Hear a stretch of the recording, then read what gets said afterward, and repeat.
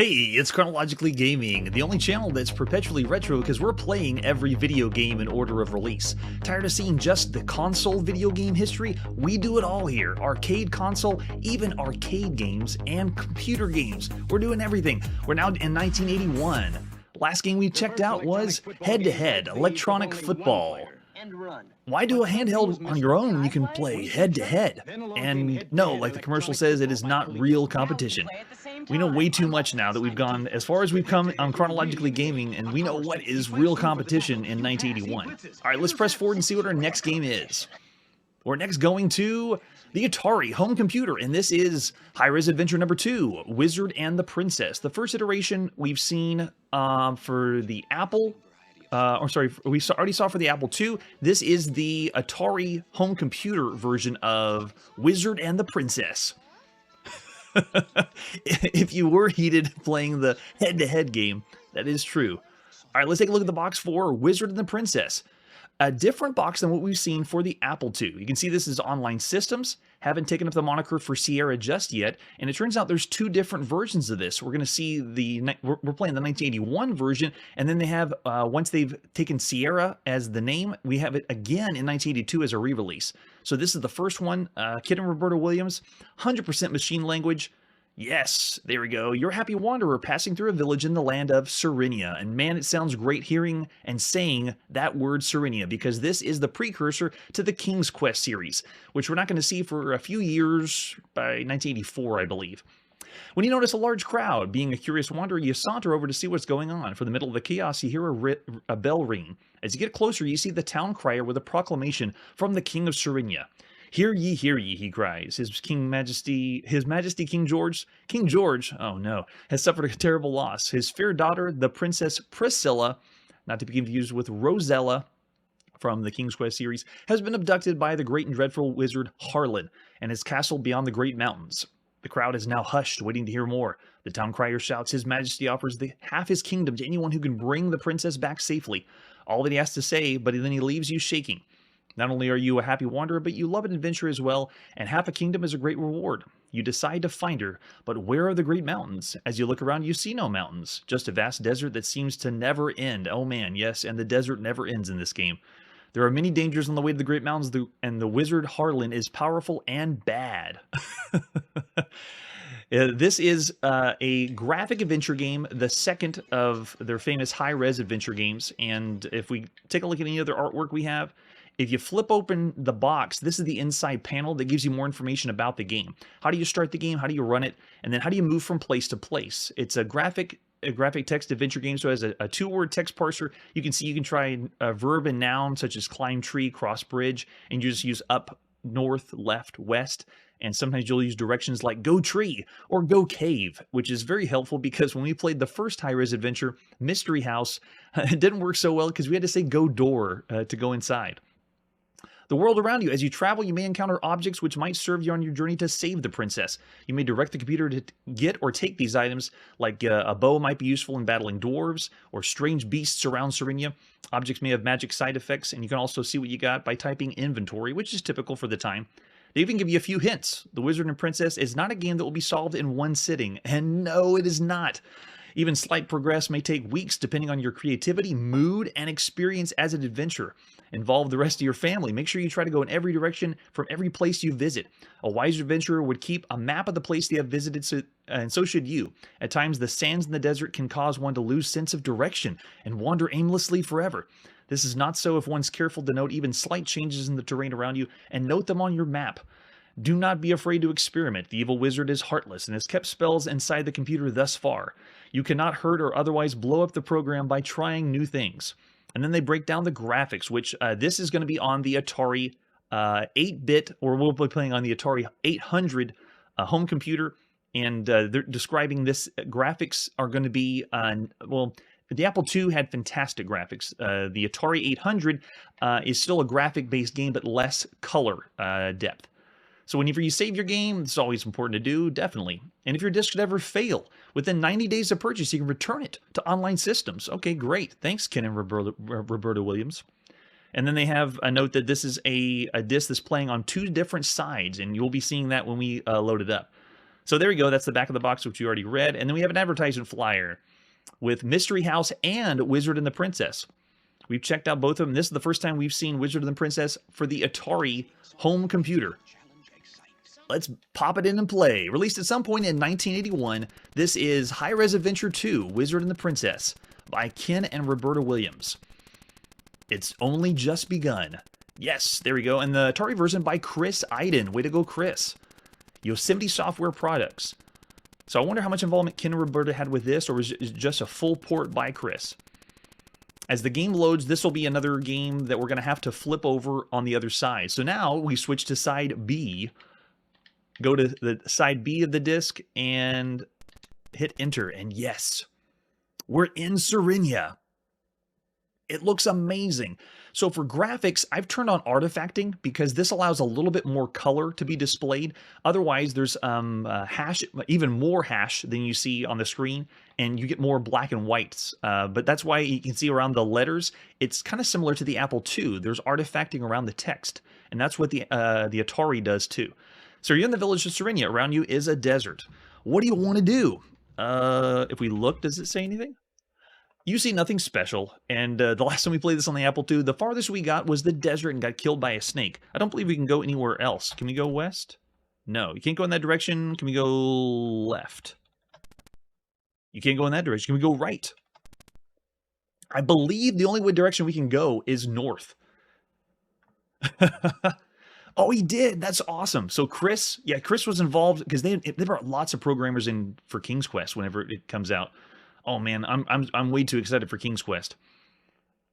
And the Coco too. Yeah, we'll be seeing all those. All right, so for this one, I know for sure we can go north because north leads into the infamous desert. Yes, there it is. With a snake.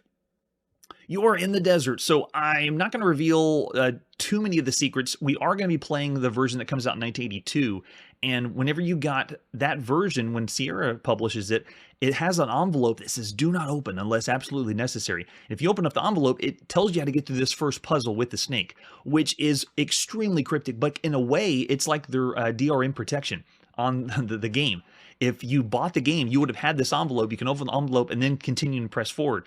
But it's really tricky because this, you have to go through the desert with different scenes, and one of the rocks just happens to look slightly different than the other ones. It's really, really cryptic, but kind of smart if you don't want anyone to copy the game because you have to know how to get past this part. All right, so if we're in the desert, if we keep going north, does it repeat it again? Oh, the rattlesnake won't let us go north. Okay, let's go west. And then, yeah, here we go. So you move your way around the desert, and you're pretty much wandering aimlessly around the desert until you know for sure which rock to check. So if I say look, does it say nothing special? No. So we'll go west again. And yeah, so it's something, you can see it's looping. It looks almost like the same screen. And if I say look, nothing special. And you can't go in that direction. You're lost in the desert. Uh-oh, if we go back east, what happens? We're already lost. What about north here? Can we go north? Okay, we're back at the snake, and because you're supposed to be able to get a rock and then throw the rock at the snake, and then the snake dies, and then you make your way to the next section of the game.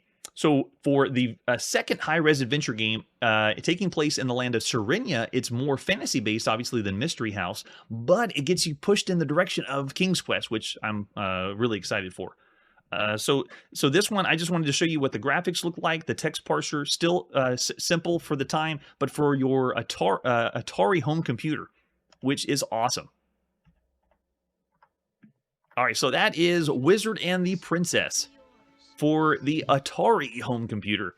Of all the games we played up to this point, it's still around the average range because of the graphics, though, for the adventure game. I'm still going to say it's above average considering everything else we've seen up to this point. I'm going to go for 3.5 stars for Wizard and the Princess. An excellent title, and we will see this again. These are going to be released on several other systems, so this is just the first few. Apple II and then Atari home computer. All right, so after that, let's see what our next game is. We're still on the Atari home computer, and this is Hockey by Gamma Software. Let's take a look at the box for Hockey. There it is. Very generic game. This one is so obscure, I couldn't even find who developed it. All we have is the company, Gamma Software. But you can see it's 2, 3, or 4 joysticks. As we flip it over on the back, it's a hockey game, challenging high-speed action, closed ring scoreboard, including a clock overhead. Hockey produces realistic action involving 2 4-man teams on the screen. That's right, 4-player hockey. First time we've seen any video game that can play 4. Well, hold on. I mean, think of the arcades. Yeah, this is one of the first games we've seen with 4 players at once on a hockey rink. And that's all we have. No manual for this one, so we're popping in and play. Here we go. This is Hockey. Released at some point in 1981 for your Atari home computer. What's going to happen? Yes. I'm going to start pushing the option button on our Atari home computer. We got game option 1. That's 2 players, 3 players, 4 players. And just for the sake of argument, it looks like I can't play against the computer, so I'm going to plug in a second controller. And we have option 4 just gives you more time. So it's changing 5 minutes and 8 minutes. So you're just basically saying how long do you want to play. So we're going to do a 2-player game for 3 minutes and pushing start on the pushing start on the computer.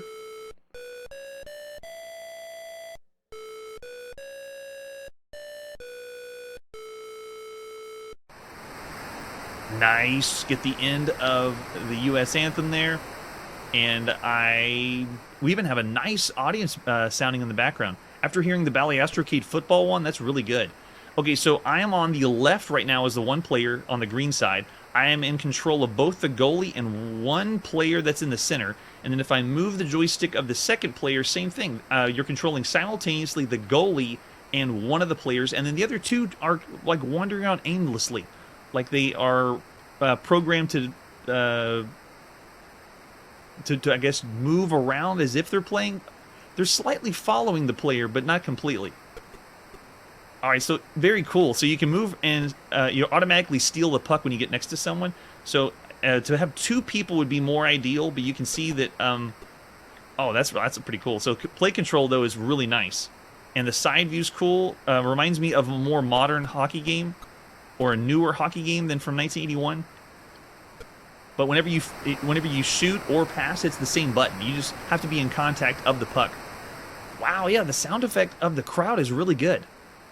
I'd really love to know who programmed this. We don't even know what company did this one. It may have been from Gamma Software, but yeah, I couldn't find any information on who does it. Wow, now this would be incredible. 4 people that can play hockey at the same time. And as you play the game, the puck moves really well across the screen. You can see whenever I hit it. Yeah, it looks great. And then whenever you play against other people, like if I want to pass the puck, you hold the button down because we're playing on the Atari joystick controller. So the 1 joystick, 1 red button. You hold that down, and then what direction you... Nice, so I did pass. Whatever direction you say to go is where it's going to... attack or slide the puck. So if I move down this way, yeah, oh yeah, that's great. So controls well, not really having a lot of animation on the characters, but it still looks like people, and it feels like I'm playing hockey now, which is so cool. Okay, so you can see the puck just moves around. Cool physics on the puck too. Wow, for a game that I wasn't really expecting this, for a hockey game that we couldn't find a lot of information for, I'm surprised this works so well. The only other hockey game that we played that has been the best was the Activision hockey for the 2600. And this is, look, you can go behind the goal. That's cool. Nice. Well, got to play with 2 people, though. No computer you can play against. But a 4-player game, man, gather around, play some 4-player hockey on the Atari. That is the way to go.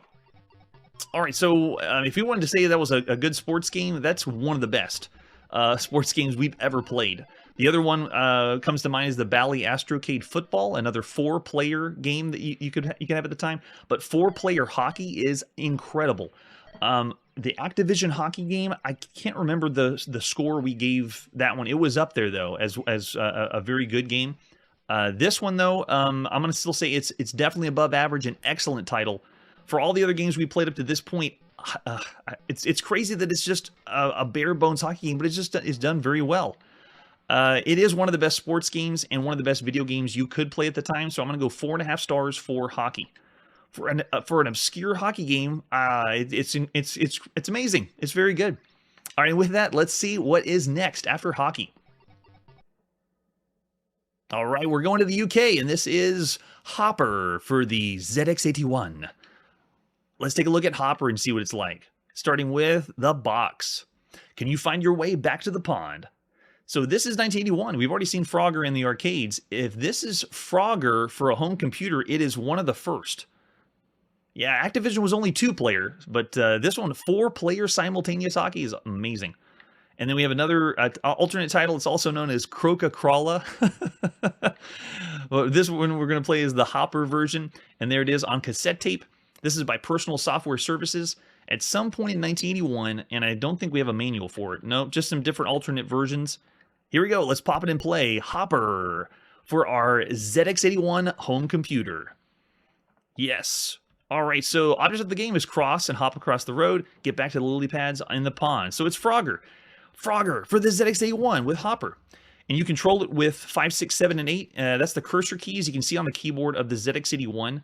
So it takes a little bit of learning curve, but just remember you're doing this on a chiclet keyboard. So it's almost non-existent keyboard.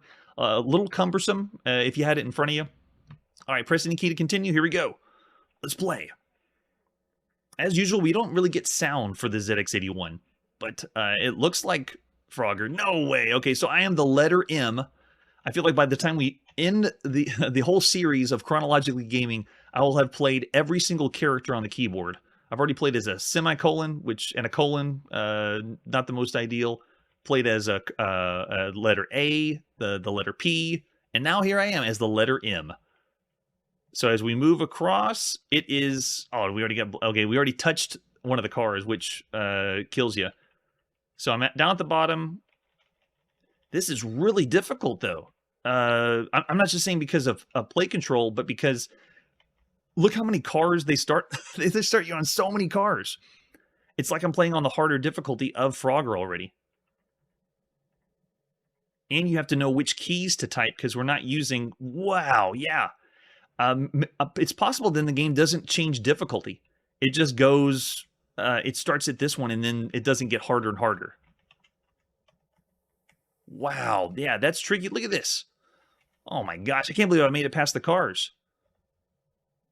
But as you make it to the top, get it to the lily pad. Lily pad is Q. Yes, we got one. And there you go. One of the first times you could play Frogger at home with Hopper. All in text graphics. So for the time, it works. It's charming. It is a higher frame rate than we're used to. We still are getting PAL region territory, so it's about 50 hertz for frame rate, but it worked really good, as smooth as it could be for England. So for that one, I'm going to still say it's above average game. Well, it's still black and white, no sound. It's still a fun game, and it works well enough. So there you go, Hopper for the ZX81, above average. One of the best ZX81 games we've ever played. All right, and with that, let's see what our next game is. We're now going to, I believe, Italy. This is the latest VTech handheld that you could play. VTech Time and Fun. Yeah, this is the Italian handheld. It was called the Mini Time and Fun. And on the back of the box, there's different models of it. Collect the whole set of the handheld by VTech. There we go. So a zoom in of the handheld. You can see it's kind of like the Nintendo Game & Watch. 2 different buttons on either side. Game A, Game B. And this is called Hotline. Let's put it in the palm of our hands and see what's up with Hotline. Released at some point in 1981 by VTech. All right, so you can see what we have as far as controls. It looks just like 2 buttons as I push left and right on the system. And this one's a mini Time and Fun, so it's even a smaller screen than the Game & Watch. One of the smallest handhelds we've seen up to this point with the actual gameplay. All right, so let's try Game A out. And I push Game A. Even the handhelds have little ditties. That's great. So like we did with Nintendo Game & Watch, it's just moving left and right. Interesting game idea. All I do is move a hand over a telephone, and it looks like, am I a secretary or a guy working at a company? Got to get these telephones answered. It follows up the wire, and yep, it's doing like we've seen with these other like Nintendo Game & Watch games. It progressively gets harder and harder. Yeah, already figured it out. Man, I love 1981 when you can just put something in your hands and play it for the first time. We have gotten games that are a lot more complicated, that aren't as simplistic as this, but you get the idea. It's one of those usual handhelds that you'd had in 1981. So for Hotline, let's see what Game B's like. Can we do it? Oh, it looks like we have to get a game over first.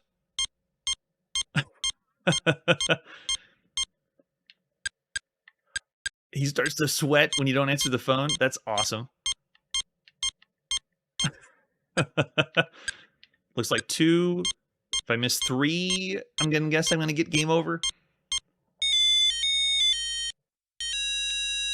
Oh, we get sad game over music because we didn't answer the phone. All right, let's try game B. Did they add any complexity? Most of the time, game B, at least we've seen on Nintendo Game & Watch, they just get harder. They start more difficult than before. This one looks about the same. I don't see anything different. That looks like it, though. Oh, wait, we have something else happening.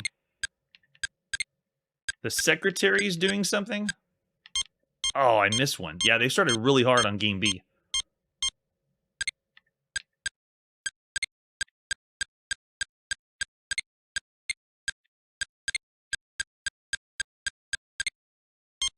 Oh, yeah. It's kind of like those games that you just waste a few seconds on, but it's still as charming as Nintendo Game & Watch and works the same as Nintendo Game & Watch.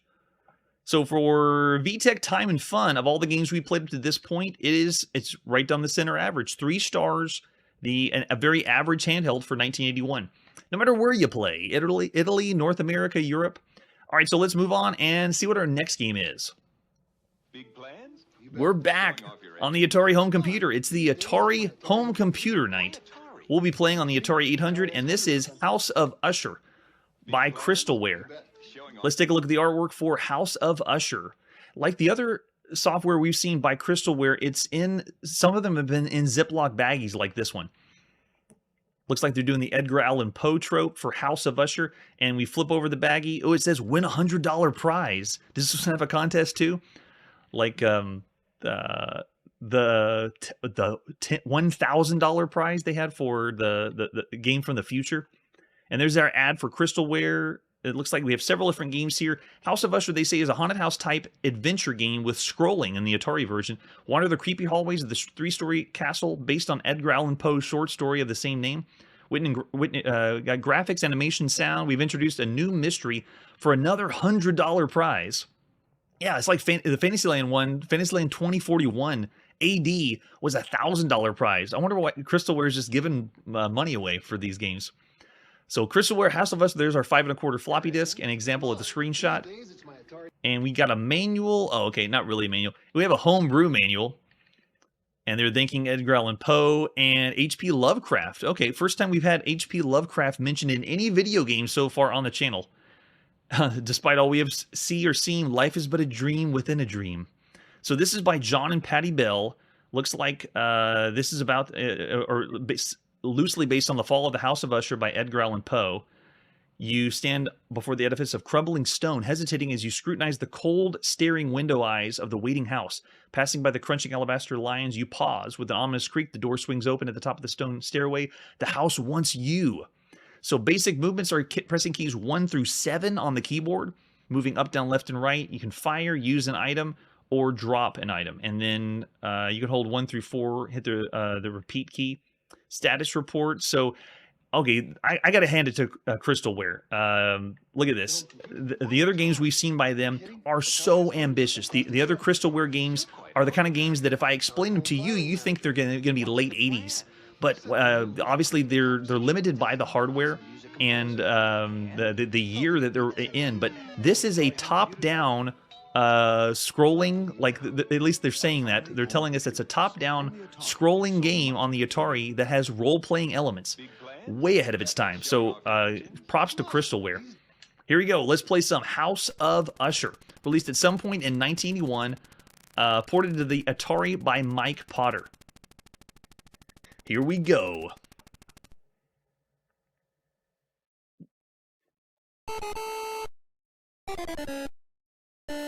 Oh, there we go. Get some Toccata and Fuge in by Bach. It was a cold and dreary night. Rain beat incessantly as lightning electrified the House of Usher. We really need Vincent Price. Vincent Price should be narrating this game right now. Alright, just like our other title, I have turned on artifacting, so that's why the text looks like something else is happening. I'm going to speed up our waiting in. It was waiting for us to load. So yeah, it looks like this was transferred to the Atari from Mike Potter. So John Bell and Mike Potter did this one. A scorpion's crouched before you and is ready to spring. You better run. I just started the game, man. What is a scorpion here? Oh, do I have to use keyboard only? I don't. Okay, cool. So if you look at the bottom, it's giving us all the different stats. I am the stick figure that you see in the center. Probably tiny to see, but it works with a joystick. I'm able to move around with a joystick. Hopefully that scorpion doesn't come after me. Can I shoot him? Because I said I had a fire button, right? The arrow's stuck in the wall. Oh, okay. Is it on the other side? Oh, it's on the other side of the wall. Nice. Okay, so I got this hallway. The gray part is walls, and if I go to the other side, it looks like that's what the scorpion is. Let's see if we can take a shot at the scorpion. So moving my way down, it's clunky to move. It's not smooth to move like Alibaba and the 40 Thieves. This one feels like it's slightly doing real-time, slightly doing turn-based. Go. Shoot. Scorpion's very badly wounded. Oh, and it's giving the scorpion hit points. Oh, gosh. Chomp. Scorpion tried to bite you. Not enough armor. You're wounded. You've collapsed from exhaustion. Game is over. If you're just now tuning in and you think to yourself, man, Chronologically Gaming, this channel, you just die way too much. Well, I hate to break it to you, but back in 1981, you died a lot in video games. There was lots of death.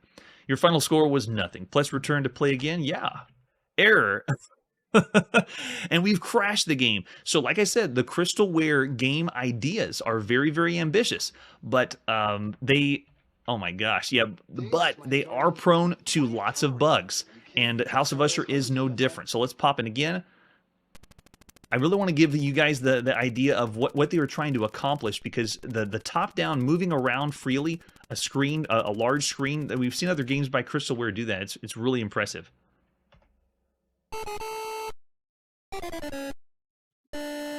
And get some 8-bit Bach in there. It was a cold and dreary night. Let's fast forward through the opening. Hopefully nothing crashes. And we don't get bit by the scorpion. All right, so it's still loading in the background, and we're in. No scorpion this time. So possibly House of Usher is using roguelike elements or random elements. But you can see stamina is slowly going down, so maybe I have to constantly eat like in a Calibeth. But as you move around the screen, you can see I found, oh, a whip. Nice. All right.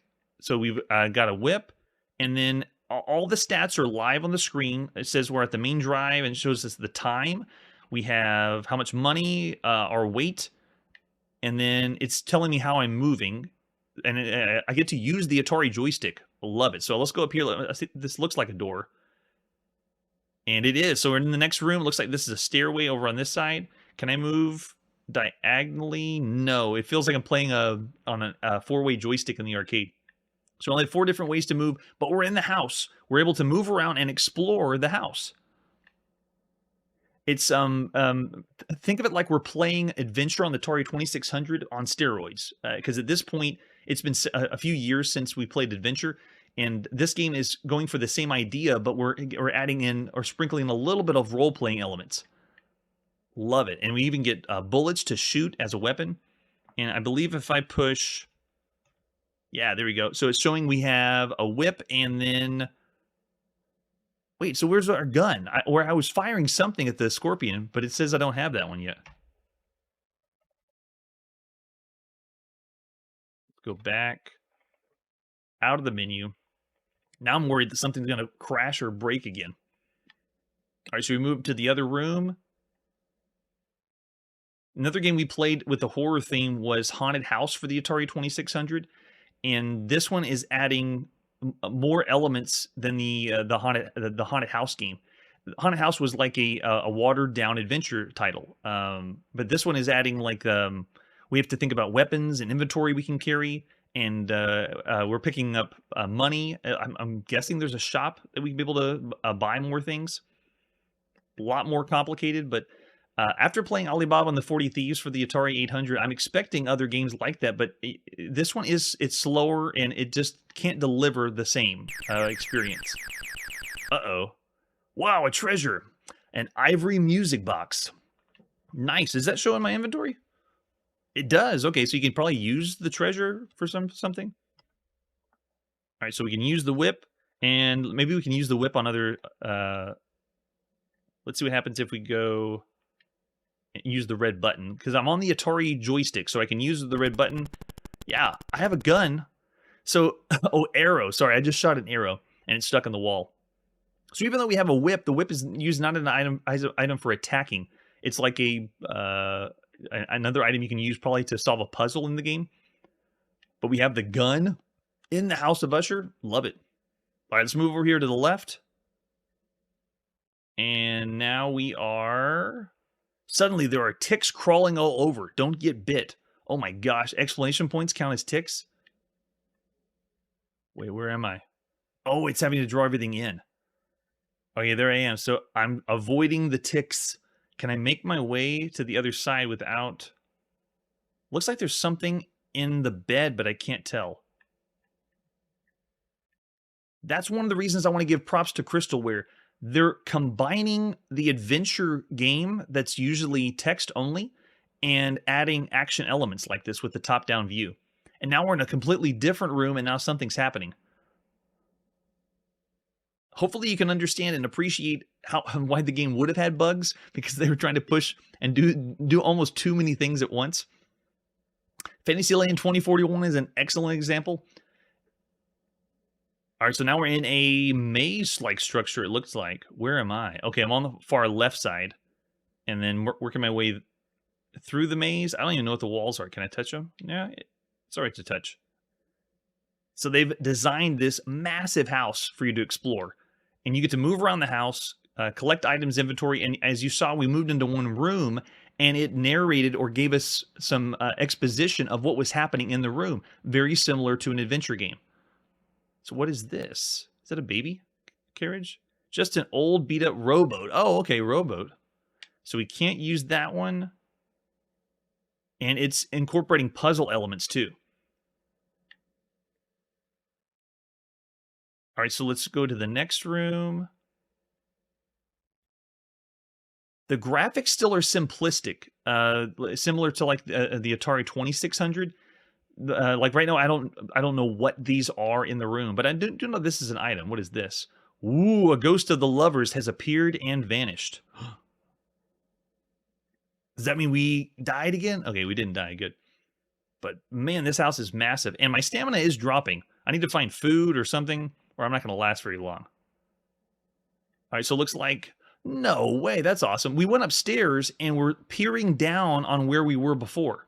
So that's a view looking down on what we had before. Too cool. All right, so scrolling, moving over to this side.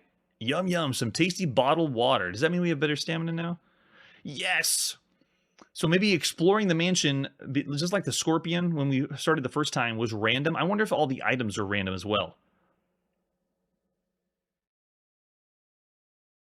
Okay, so House of Usher has me already intrigued, already wanting to play more and see more. Whenever we do have an enemy, the turn-based, real-time hybrid kind of thing happening is a little slower than what I would expect, but I could get used to it. And but being able to explore this whole house and see what everything is. Uh-oh, another ghost. No, a treasure. A treasure cameo? Maybe a camera? I definitely would have mapped this out if it was 1981. Room by room.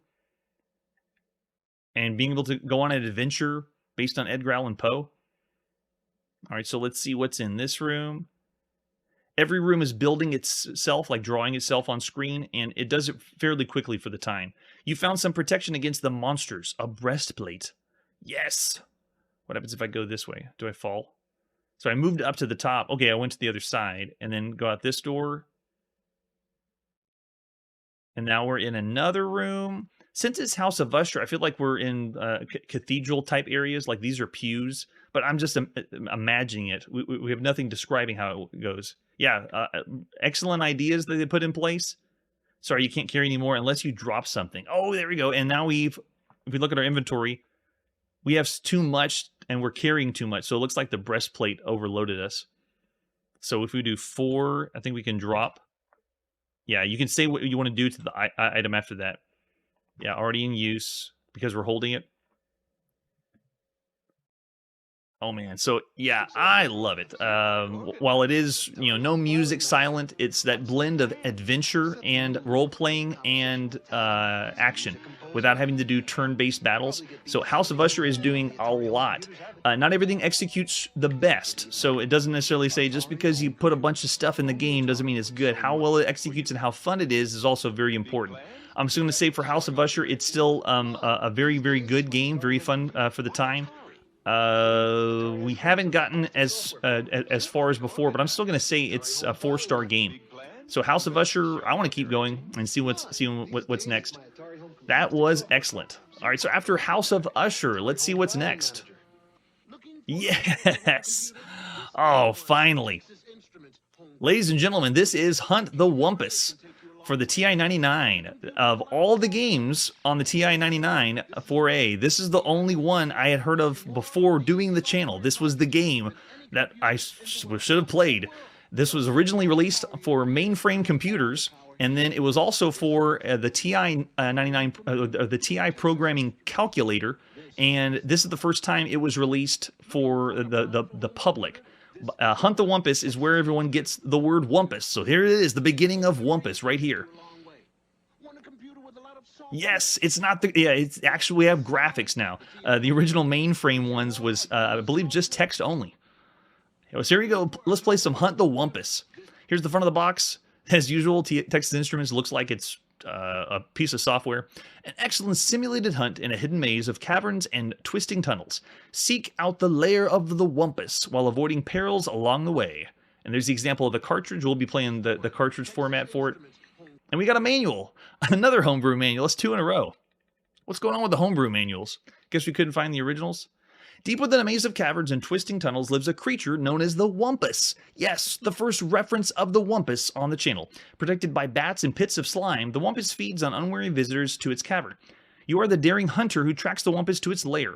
Armed with a single arrow, you explore the maze of caverns, searching for clues to tell you where the Wumpus is hiding. Once you think you've found the Wumpus, you fire your arrow into its cavern. But be careful, if you choose the wrong one, you'll be the next victim of the Wumpus. And after reading this and understanding myself with how to play the game, this sounds very similar to the Dungeons & Dragons handheld we played. In that handheld, you had to move from place to place, find one arrow. Once you found the arrow, then you had to shoot that arrow into the room and where the dragon was, or expecting the dragon to be. So I wonder if it was they were basing that handheld either on this game or the programmable calculator, or maybe mainframe Wumpus game. It has very similar gameplay. Hunt the Wumpus Solid State combines excitement of the hunt with fun, colorful graphics and lively sound effects. Play a new game, create a new maze, choose a maze based on your skill level, so you get different options for how you want to play. It also has convenient features with keystrokes. You have maze difficulty, easy maze, hard, and pro. Wait, why would it do pro? It looks like pro is less mazes, at least it says here. If you choose a level with fewer caverns are not connected by long twisting tunnels. It makes it harder for you to find the location of the Wumpus. So how does it tell us how to find it, though? It hasn't said anything about that yet. Once you select maze difficulty, then you have what kind of maze you want to be mapped out. Normal, blindfold, express. Express adds a new element of deduction and risk. As you leave a cavern, you're instantly transported to the cavern on the other end of the tunnel. Oh man, so they just make it more difficult. And then blindfold tests your memory by erasing the map behind you. Man, that's tricky. I wonder if they had that on the mainframe games too. During the middle of the game, you can decide if you want to change options by holding Shift and Z on your TI-99 4A. So, on to the hunt. After you select an option, the computer constructs a hidden maze, blank screens, bugle calls, and the hunt begins. The game starts in an empty cavern with a blinking figure of a hunter. Graphics. We're going to have graphics on Hunt the Wumpus. You explore the maze by moving the hunter through openings in the maze. You can move up, down, left, and right, pressing the keys. Oh, I hope it uses joystick. The TI-94A had a joystick you plug in. These are normally shift functions, but you can use the wired, yes, remote controllers to move through the maze. So a joystick does work. Only the controllers can be used. The other is inoperative, so only one player. The direction in which you can move depends on the openings in the maze around the hunter. When inside a cavern, you can move in 4 directions. When inside a tunnel, you can move in 2. If you move in a direction where there's no opening, the computer sounds a low error tone and your position in the maze doesn't change. Okay, so adding to the excitement, the computer's wraparound feature. Okay, so the map wraps around either side. And then hard and pro, sometimes it wraps around several times. Sometimes the tunnel goes in and out. Okay, I want to know, how do you get the Wumpus? The Wumpus makes its lair in one of the caverns in the maze. You know you're getting near when the cavern with blood spots shown as a large red dot. These appear in all caverns within 2 caverns of the Wumpus. So 8 of the 12 caverns explored by the hunter, the Wumpus is probably somewhere in the middle of 8 spotted caverns. Oh, and they must have taken this from the actual manual, which we couldn't find the scanned manual for this. But they see have a picture of an example, but we don't get the picture, sadly. If you're spotted in a cavern that's connected to a clear one, you can explore one cavern further before risking into the Wumpus's cavern. The trick is finding the Wumpus to determine which cavern's more than 2 layers away. And then caution for slime pits. They're the green ones that have green walls.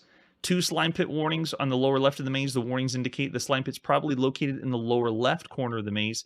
Sometimes the Wumpus makes its lair in a slime pit. You'll know if it has green walls and a red dot. Do not disturb the bats. Some of the caverns in the maze are inhabited by very large bats. No!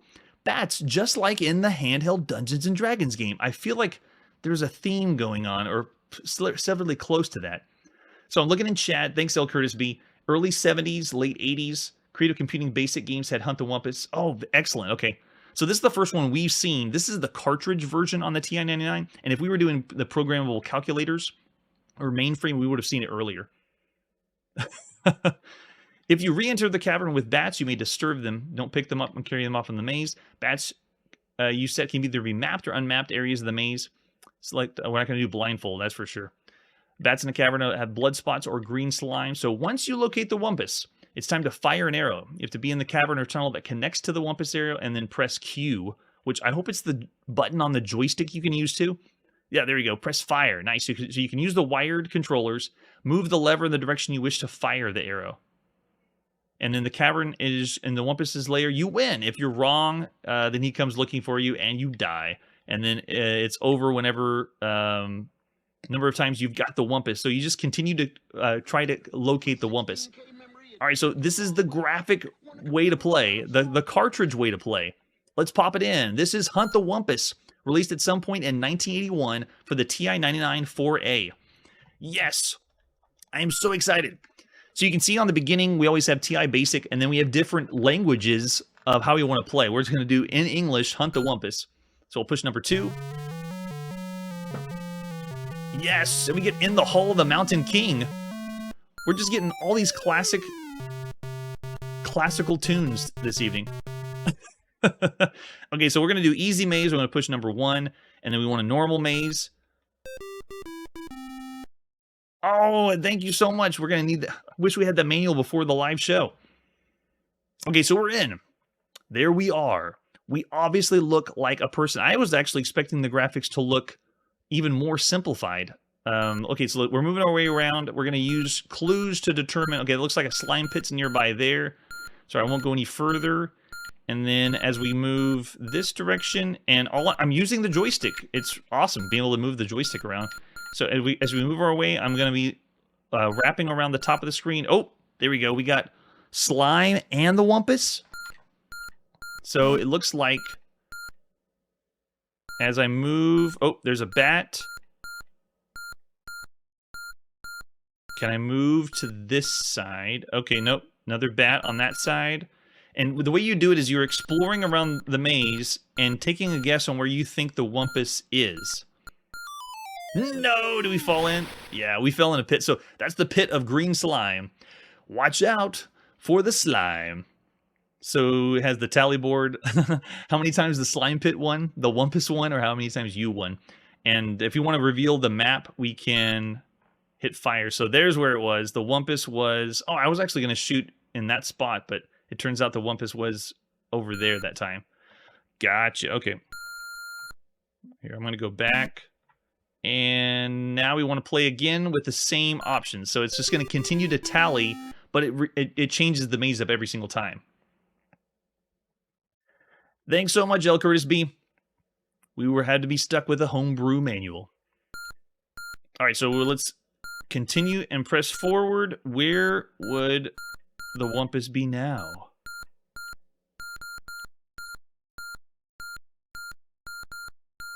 Now I'm leery about everything green, thinking it's going to be a pit. Oh, that's got to be close to this side. So let's see. No! The green pit wins again. So you can see the tally board now says green pit 2, us 0. And that's what the whole map looks like. Oh, he was close. Man, we almost got him that time. Okay, so let's go same map again, or same options. Next map, and this is how you play Hunt the Wumpus. We gotta be able to kill the Wumpus at least once.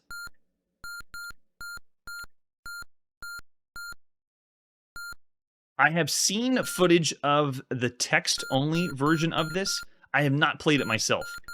But the idea is the same. You move into different rooms, and it gives you a description of what you see. So the graphic way, you're able to play a little bit faster than the text way. Oh, bats over on that side. So possibly tricky. I wonder if... Oh, there we go. Okay, so he might be... I'm going to say he's in that room over there.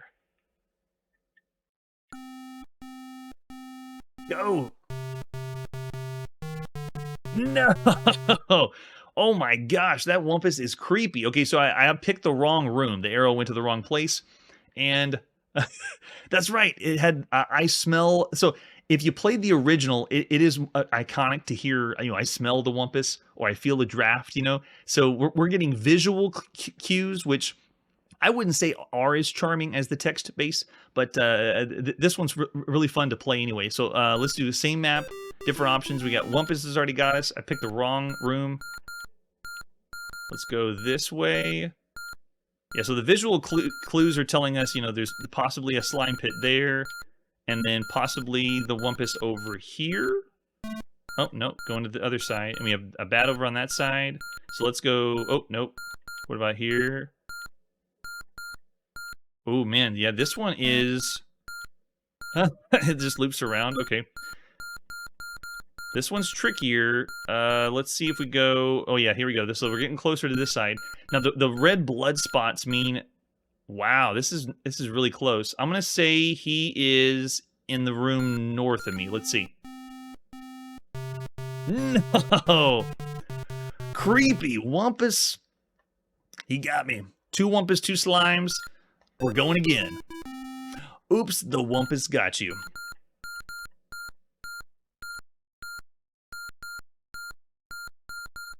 So maybe I should play it braver. Alright, so we're going to the top. I know that he's somewhere on the far left side.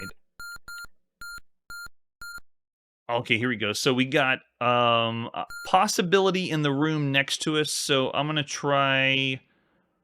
Let's go 1 shot up. Is he in that room? No. Yeah, if you make the mistake... That's it. He's got you. Whoops, the Wumpus got you. So that's 3 Wumpus, 2 slime pits, no points for us. All right, let's go a little braver then.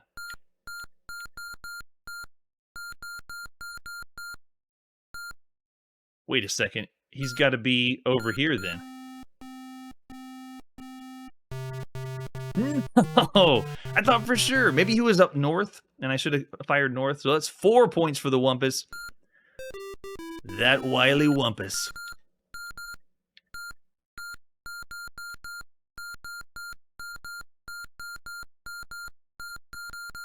Alright, so we're going to check out this side.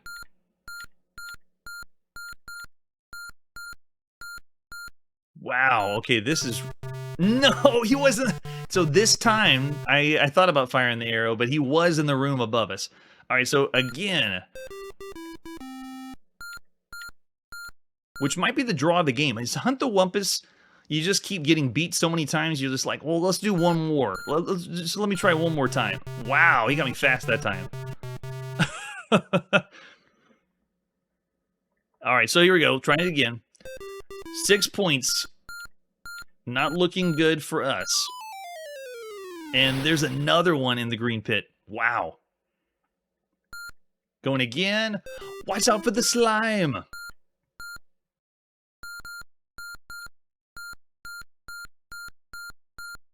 That's really bizarre. The map did that.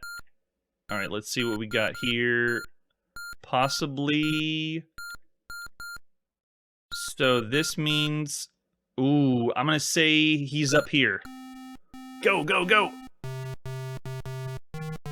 No way. I don't believe it. Still got me.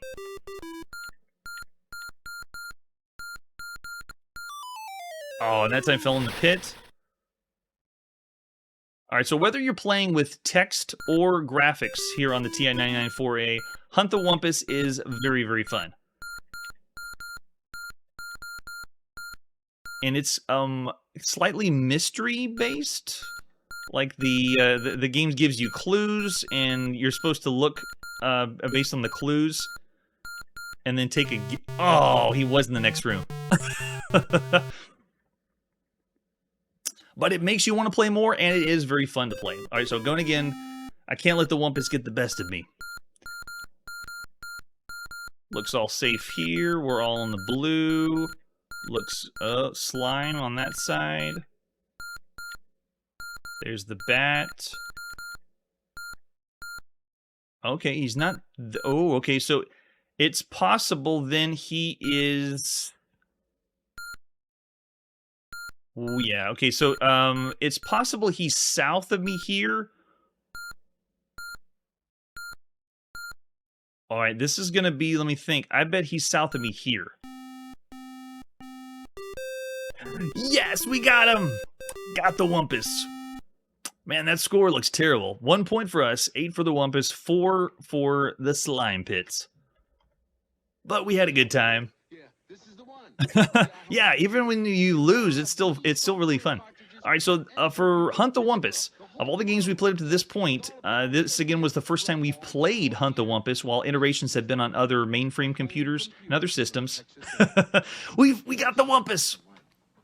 I had a blast. That is definitely above average from the other games we played. You don't really even need the graphics. It's the idea of playing a game where it's giving you hints, and you have to use those hints to find a target. So I enjoy it a lot. Is it one of the best games you could play in 1981? I wouldn't say it's in the range of the best you could play, but it's still very, very good. I'm going to say 4 stars for Hunt the Wumpus. Well done, Hunt the Wumpus. All right, and with that, let's see what our next game is. We're back on the Atari home computer. It's Atari home computer night here on Chronologically Gaming, and this is Imperial Walker. Let's take a look at the artwork for Imperial Walker. We have another one by Crystalware, and the only thing we have is the advertisement flyer. Imperial Walker is actually a compilation of a bunch of games by, I believe, Mike Potter. Yeah, oh, it says Michael Graphics Potter. Like Crystalware had a nickname for him. And Imperial Walker has several games in the compilation, but I wanted to show you all the game Imperial Walker. It is a complete ripoff of Star Wars. So this is the 5 1/4 floppy disk. You can see it takes 16K, and you gotta have joysticks. All right, let's pop in and play Imperial Walker for the Atari home computer, released at some point in 1981, again by Crystalware. We're gonna load this one up on cassette. So don't adjust your speakers, that's just the way cassette sounds. Here we go. Imperial Walker, Micro Mics. Programmed by Mike Potter. Now, the original Imperial Walker battle was done, I believe, late 1980, and this Imperial Walker compilation came out in 1981. So we're not going to check out the rest of the games on a compilation, but it's other ones that we played in the past, and this one is the only one we haven't checked out yet. So this game uses a joystick to operate the walkers. Whoa, we get to control the walkers from Star Wars. Moving forward and then using the joystick, the object to score as many points as you can, and then 2 people can, more than one person controls one per. Whoa! Okay, plug it in a second controller. This means you can play with 2 people I got to do that. And one person can control the snow speeder and one controls the walker. Okay, let's do it. Pushing 2 players. There is not the snow speeder. It looks like a TIE fighter. All right, so I am the walker. Wow. I'm using a joystick and I can control. This is the very first time. I played a lot of Star Wars video games. I've never been able to control one of the AT-AT walkers. Wow. And I can use the fire button. So this is the Atari joystick we have plugged in, and I'm able to. That's awesome. Okay, so the other player then, can they move? Whoa, so cool. So the other player controls. It was a snow speeder in the movie, so we'll just say snow speeder, even though it looks like a TIE fighter. But the other player is able to move around. It looks like they just have one shot they can fire at the walker, and then you get score based on that, I guess. Wow. Okay, so simplistic design, but so cool of the idea that you can... So I'm playing as 2 people. We don't have a second person here. But this is awesome. This is like a really fun game to play in 1981. 1981 was after the Empire Strikes Back had been released, and before Return of the Jedi. So this is like fresh on people's minds, Empire Strikes Back. Man, this would have been so cool to play. So a 2-player game, a competitive game, one person gets to play as the AT-AT walker, one person gets to fly around with the second joystick and shoot. Now, it's simplistic controls, but still really cool. All right, so obviously Crystalware did not get any rights from Lucasfilm for that. Yeah, I would play this. Very good, Ivan. I'd play it now. It's pretty cool. And if you think of all the other games we played, the quick arcade games in the Atari 2600, this is better than those. So for the time, I'm going to say it's above average for the time. 3.5 stars for Imperial Walker. Just to be able to say, hey, you want to go shoot each other down or play against each other? And then you can switch places. One person plays the Empire, one person plays the other side. That's awesome. Too cool.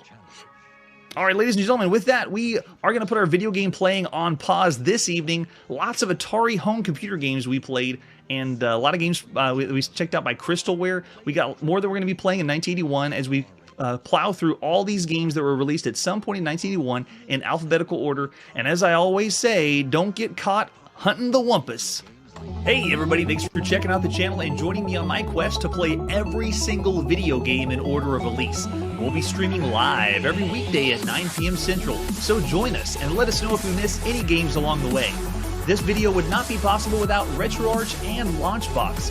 Please tell your friends there's some crazy guy out there trying to play every single video game. You can always check out Chronologically Gaming on YouTube, Twitter, Instagram. Chronologically Gaming is the name to look for. We will catch you next time.